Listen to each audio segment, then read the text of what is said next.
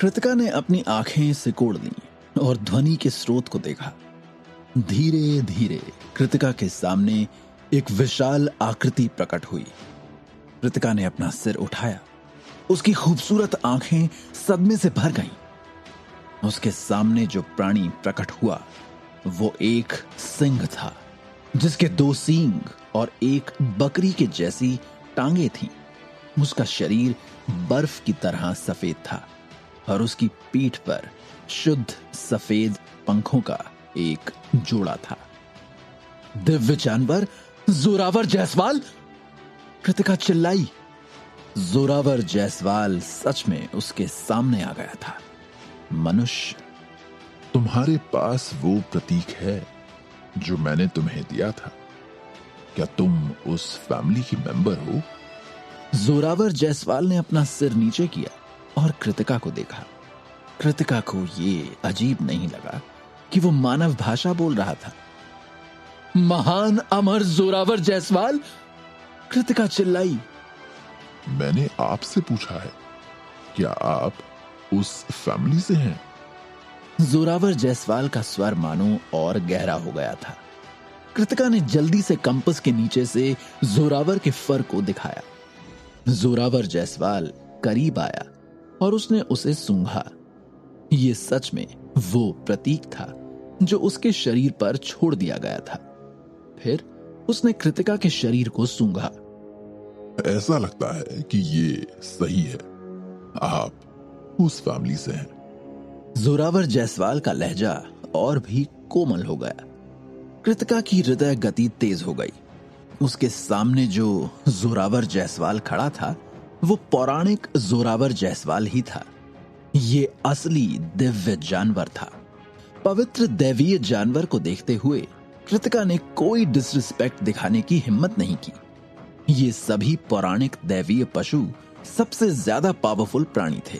महान अमर जोरावर जायसवाल, मैं जानना चाहती हूं कि पिछले 20 सालों से मेरे परिवार का भाग्य क्यों पलट गया है? कृतिका माथुर ने घबराकर जोरावर जायसवाल से पूछा।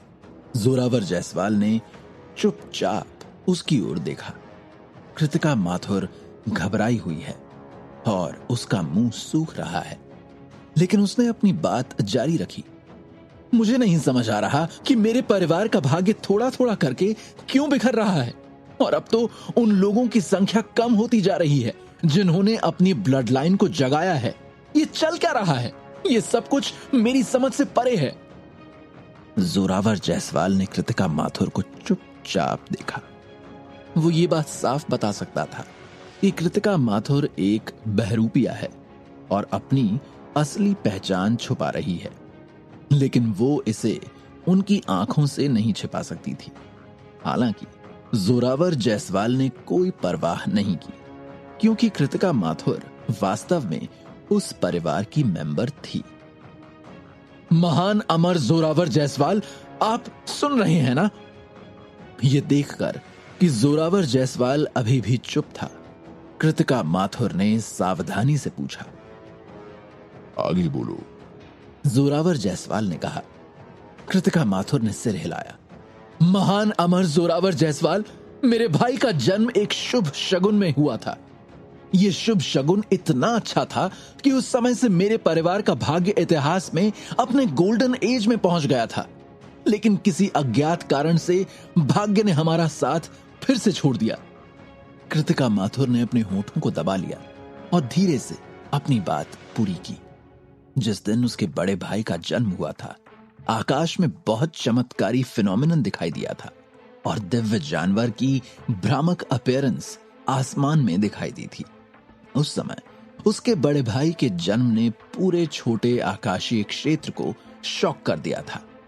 उसके माता पिता और परिवार सभी बहुत एक्साइटेड थे, ये सोचकर कि उसका बड़ा भाई कुबेर का पुत्र है, स्वर्ग द्वारा चुना गया व्यक्ति है। उस समय उसका परिवार बहुत प्रॉस्परस और बहुत ज्यादा अच्छा करने लग गया था और हर कोई उसे उसके बड़े भाई के लिए बधाई देने आया था। लेकिन आज 20 साल के बाद किसी कारण से उसके परिवार का भाग्य दिन ब दिन खराब होता जा रहा था। यदि इस फैक्ट को नजरअंदाज करे कि उसका बड़ा भाई एक चुना हुआ व्यक्ति था और वो भाग्य के साथ पैदा हुआ था, तो कबीले में भाग्य पहले ही पूरी तरह से गायब हो जाना चाहिए था। कोई नहीं जानता था कि क्या हुआ है।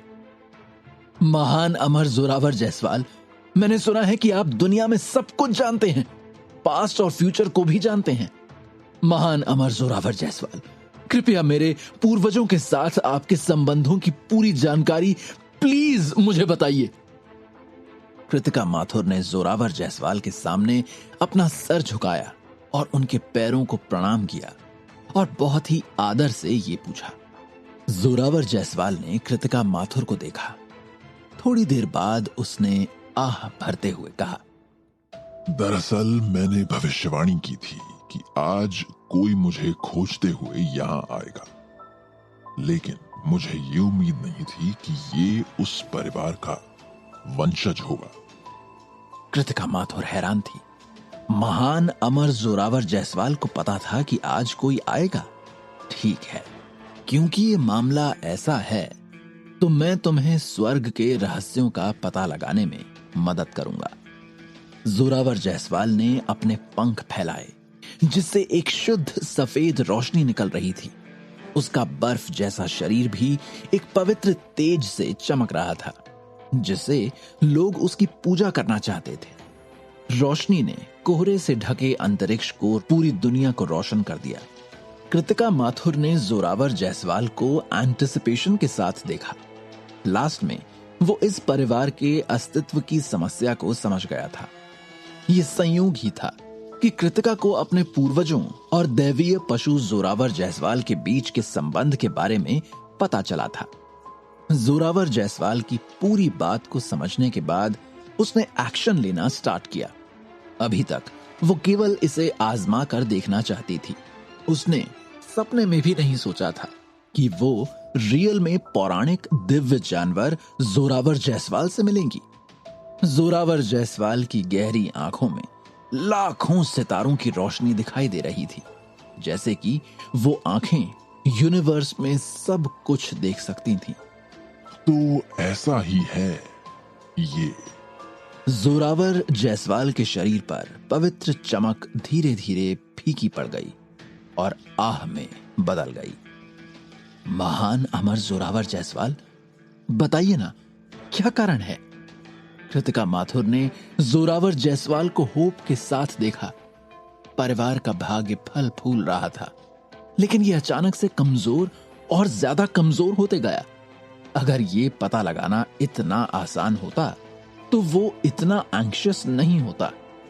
यदि उसके भाग्य की शक्ति पूरी तरह से चली गई तो परिणाम अकल्पनीय होंगे।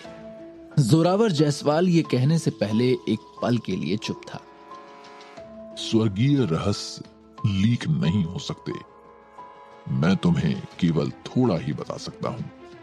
क्या? जोरावर जायसवाल की गहरी आंखें थोड़ी संकुचित हो गईं, क्योंकि उसने गंभीर स्वर में कहा, सूर्य का सौदा करने के लिए स्वर्ग को चुपके से चुरा कर ले जाने से सच्चा शरीर वापस नहीं आएगा। महान अमर जोरावर जायसवाल, क्या मतलब है आपका? कृतिका माथुर हैरान थी। और ये क्या पहेली थी? जाओ और इसे खुद ही समझो। मैं स्वर्ग के रहस्यों में बहुत ज्यादा नहीं ताक झांक कर सकता, वरना मुझे भी स्वर्ग द्वारा दंडित किया जाएगा। मैं केवल ये कह सकता हूं, लेकिन सच पहले ही प्रकट हो चुका है। जोरावर जायसवाल की आकृति भ्रामक और धुंधली हो गई और कृतिका माथुर के सामने देखते ही देखते वो गायब हो गया। कृतिका माथुर जोरावर जायसवाल का नाम लेकर जोर से चिल्लाई, लेकिन उसे जोरावर जायसवाल से कोई रिएक्शन ही नहीं मिला। उसके सामने वो सफेद कोहरा घना और घना होता चला गया। कृतिका माथुर तब तक कुछ नहीं देख सकी जब तक कि सफेद कोहरा जोरावर जायसवाल को निगल नहीं गया। तंबू में कृतिका माथुर अचानक अपने चेहरे पर कंफ्यूजन के साथ जाग गई। उसने अपने आप को अभी भी तंबू में पाया। कहां समुद्र और कहां दिव्य जानवर जोरावर जायसवाल था, इसका कोई अता पता नहीं था। सब कुछ भ्रम सा लग रहा था।